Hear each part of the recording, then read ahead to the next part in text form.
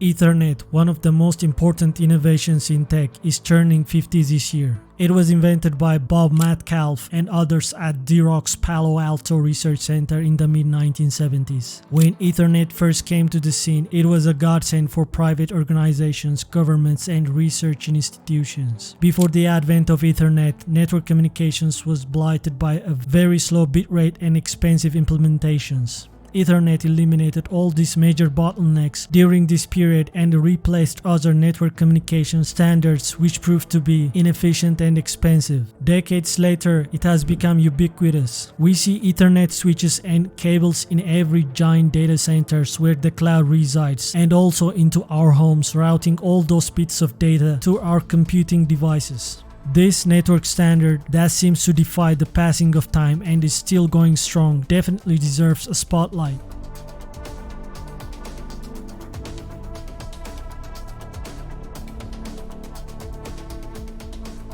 In the late 1970s, Ethernet was owned by Xerox. However, Xerox preferred to attract other big hitters in the tech industry and invited them to have a slice of the Ethernet revolution. As a result, Intel and Digital joined Xerox to spearhead the development and standardization of Ethernet. As the DIX consortium, they created an open multi-vendor 10 megabit per second Ethernet specification and then quickly ironed out some bugs, producing the DIX Ethernet 2.0 specification.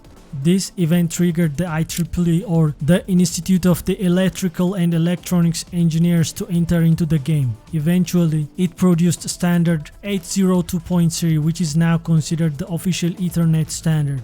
Since the IEEE first involvement, Ethernet went through several iterations before reaching its current status. The first ever commercially available Ethernet variant featured in 1983. 10BASE-5, also known as Thick Ethernet or ThickNet, uses a thick and stiff coaxial cable up to 500 meters in length. The IEEE made further incremental iterations of this model in the subsequent years. In 1995, Fast Ethernet was introduced with a theoretical speed of 100 megabit per second. Coupled with a speed bump, this variant also featured auto-negotiation, enabling to connect the devices to transmit data through shared communication parameters such as the speed and duplex mode. Despite the fast pace of growth for the Ethernet standard, it's not before the late 90s we have witnessed the introduction of Gigabit Ethernet. In 1998, 1 gigabit per second over fiber made its debut. 1 year later, the IEEE approved 1 gigabit per second over twisted pair cables. Fast forward to 2017, the Ethernet Alliance ratified 200 and 400 gigabit Ethernet speeds. Dubbed as the IEEE 8023BS, it has represented a huge leap forward for the industry.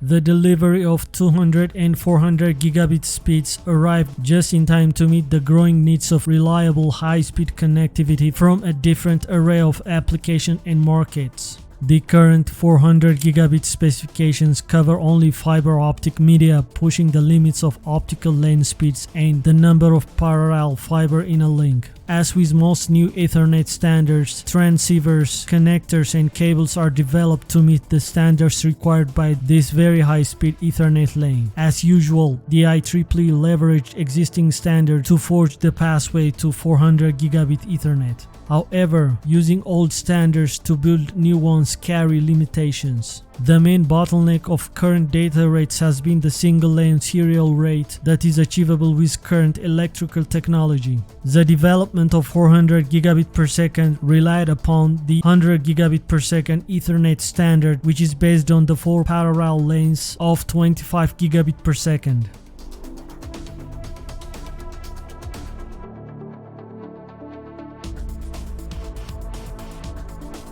Can we achieve the impossible task of reaching a 1000 gigabit per second speed? Well, this seems unlikely when you bear in mind that transporting 100 gigabit per second or more is already proving to be a challenging feat. However, in the 70s you would have also be called crazy if you thought that today's student would go to a class carrying affordable computers with 10 gigabit per second ports. But we all know how that turned out.